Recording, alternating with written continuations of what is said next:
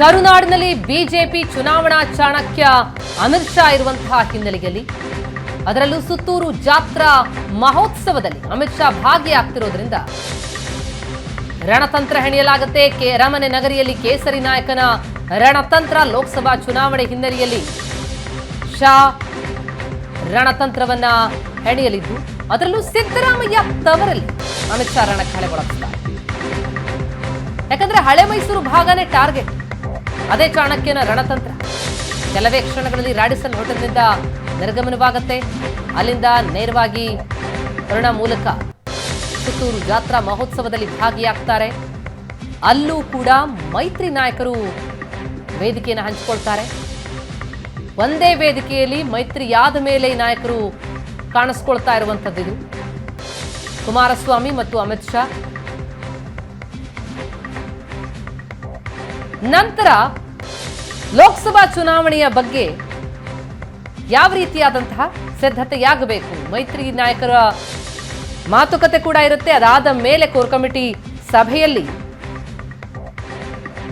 BJP ಚಾಣಕ್ಯನ ಜೊತೆ ರಾಜ್ಯ ಬಿಜೆಪಿಯ ನಾಯಕರುಗಳು ಮಾತುಕತೆಯನ್ನು ನಡೆಸಲಿದ್ದು, ಪ್ರಮುಖವಾಗಿ ಹಳೆ ಮೈಸೂರು ಭಾಗವನ್ನ ಗೆಲ್ಲುವಂತಹ ದೃಷ್ಟಿಯಿಂದ ರಣತಂತ್ರವನ್ನ ಹೆಣೆಯಲಾಗುತ್ತೆ.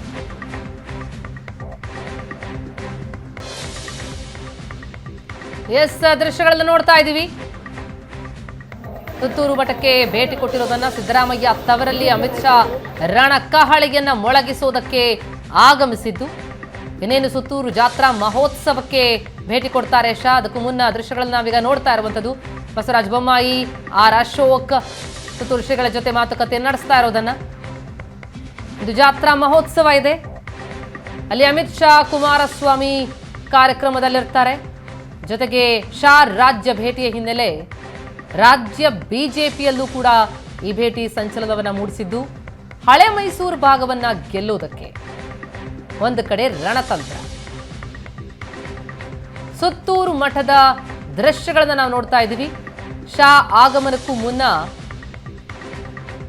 ಮಾಜಿ ಮುಖ್ಯಮಂತ್ರಿ ಬಸವರಾಜ ಬೊಮ್ಮಾಯಿ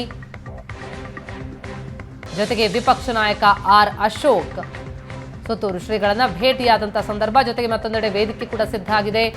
ಹಾಗೆ ರಾಡಿಸನ್ ಹೋಟೆಲ್ನಿಂದ ಇನ್ನೇನು ಹೊರಡ್ತಾರೆ ಅಮಿತ್ ಶಾ. ಇವತ್ತಿನ ಶಾ ರಾಜ್ಯ ಭೇಟಿ ಭಾರೀ ಕುತೂಹಲವನ್ನ ಮೂಡಿಸ್ತಾ ಇದೆ. ಯಾಕಂದ್ರೆ ಹಳೆ ಮೈಸೂರು ಭಾಗವನ್ನೇ ಟಾರ್ಗೆಟ್ ಮಾಡಿಕೊಂಡಿರುವಂತಹ ಬಿಜೆಪಿ ಮೈತ್ರಿಯೊಂದಿಗೆ ಲೋಕಸಭಾ ಚುನಾವಣೆಯನ್ನ ಎದುರಿಸೋದಕ್ಕೆ ಸಿದ್ಧ ಆಗಿದೆ.